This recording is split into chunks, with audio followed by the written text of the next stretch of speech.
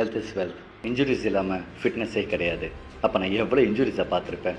எந்த ஹாஸ்பிட்டல் போனாலும் அவங்க ஃபஸ்ட்டு சொல்கிற வார்த்தை ஆப்ரேட் பண்ணணும், ஸ்க்ரூ வைக்கணும், பிளேட் வைக்கணும்.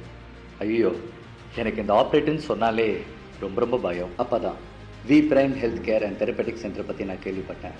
இங்கே ஆப்ரேஷனே கிடையாது, ஃபுல்லாக Varma treatment. V prime health care and therapeutic centre Anna நகரிலும் வேளாச்சேரியிலும்.